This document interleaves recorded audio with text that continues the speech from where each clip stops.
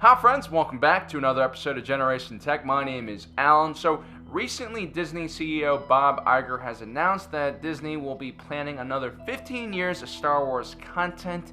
And for some more current news, he also mentioned that the upcoming Han Solo movie will cover the smuggler's life from age 18 to 24. And it'll feature stuff like how Han got his name, how he gets the Millennium Falcon, and how Chewie and Han met. So as far as canon goes, we know that Chewbacca owes Han a life debt after he saved the Wookiee from slavers. But they don't really go into too much detail about how exactly it happened, so we're gonna have to go into some expanded universe content in order to figure it out. Anyway, it should be pretty interesting to see what the new Han Solo movie will keep from this original story. In order to understand why Han Solo saved Chewie, we have to go back to his childhood. As an orphan on Corellia, he was picked up by the criminal Garrus Strike, who used the young boy as a beggar and pickpocket. Strike wasn't exactly a kind man and he often beat Han. But not everything about his life was terrible. One of the members of Strike's crew was a Wookiee named Dulana. She treated Han like he was her own son, and as the boy grew older, he tried to escape from Strike's crew on many occasions.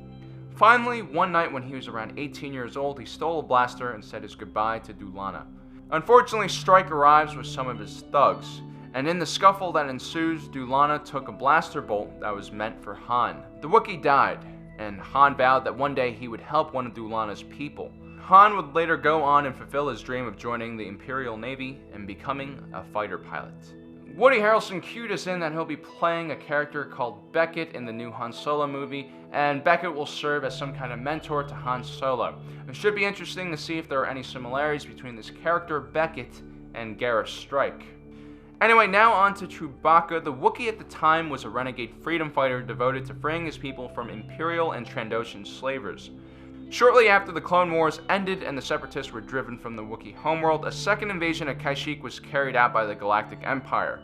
The Wookiee world was turned into one giant slave factory. Trandoshans had found out the key of enslaving Wookiees. You couldn't really contain them very well with durasteel bars, and you couldn't really scare them with weapons. The best way to keep them in line was to kidnap their children and family.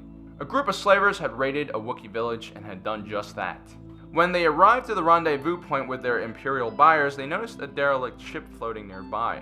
The slavers went to check it out, and lo and behold, Chewbacca comes flying out of the airlock without a spacesuit, because, Chewbacca. The Wookiee makes quick work of all the slavers and takes over their ship. But before they're able to escape to hyperspace, an Imperial Star Destroyer under the charge of Commander Nightclass arrives. Getting no response from the slavers, Nightclass sends a TIE Fighter squadron to investigate. Leading them was none other than Lieutenant Han Solo. They make quick work of the slavers' offensive weapons and disable the ship, but half of the Wookiee children manage to escape on Chewie's original decoy ship. When Han finally boards the slave ship, he finds Chewbacca sitting in the cockpit. Commander Nightclass is furious about the loss of his slaves and orders Han to skin him and bring him his hide. Han Solo responds by saying, "Negative, sir. Han Solo doesn't kick the enemy when he's down." It's not clear what happens next, but one source says that Han and Chewie were brought back to Coruscant where they worked on construction for the Imperial Hall of Heroes. At one point, Chewbacca attempts to attack Commander Nightclass, but before the Imperial officer manages to draw his own blaster, Han stuns Nightclass. Eventually, the pair manages to escape and become the famous smuggling duo we all know and love. Now, this is all Legends material, and there's even different accounts about how this all went down. This story comes from a series of comic books that came out after the New Jedi Order series. It should be interesting to see how the Han Solo movie portrays this event. We'll finally get an official answer on how these two met. And let me know what you guys think. What do you want to see in this upcoming Han Solo movie? And please don't forget to subscribe and hit the notification button so you know exactly when we upload our new videos. And as usual, thanks for joining us today. If you're watching this, you are Generation Tech.